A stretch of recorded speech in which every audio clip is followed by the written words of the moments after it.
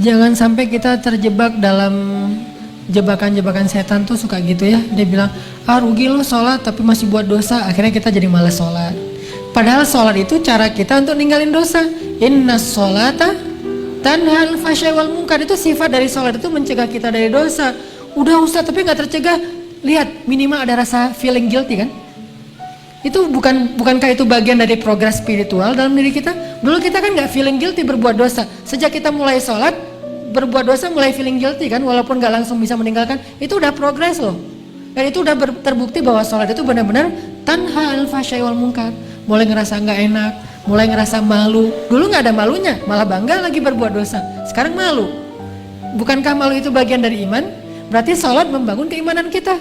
Merasa gak enak sama Allah. Bukankah muraqabah itu bagian dari iman? Merasa dipantau oleh Allah. Mulai merasa setelah itu nyesal. Dulu gak ada nyesalnya habis buat dosa. Biasa aja, malah bangga, malah cerita-cerita. Sekarang malah nyesel. Masih buat dosa sih, tapi setidaknya udah nyesal. Maka terusin sholatnya. Perbaiki sholatnya, Allah akan perbaiki diri kita dari dosa.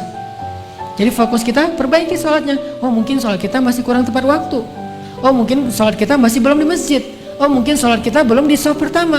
Oh mungkin sholat kita belum banyak tambahin dengan gimmick sunnah-sunnahnya. Oh mungkin sholat kita belum banyak ditutup dengan istighfar setelah sholatnya, doa dan seterusnya. Perbaiki sholat kita, Allah akan perbaiki hidup kita.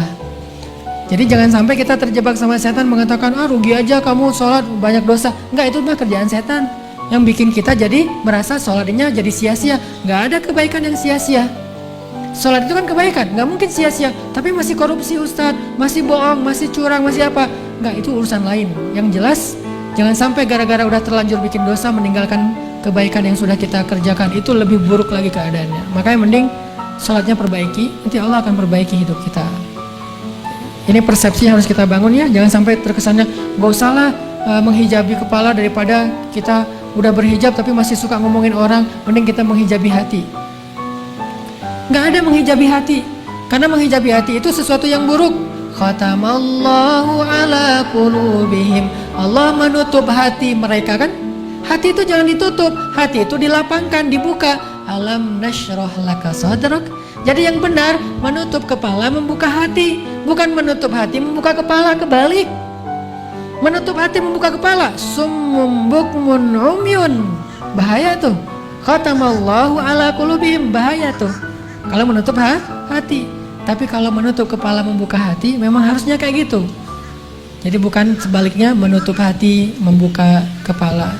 Ini persepsi umum yang disebut dengan syubhat, pemahaman-pemahaman yang keliru di antara umat Islam yang mudah-mudahan bertahap kita perbaiki. Termasuk tadi, sia-sia sholatnya masih bikin dosa, enggak. Justru dengan sholat dia bikin dosanya udah mulai merasa bersalah.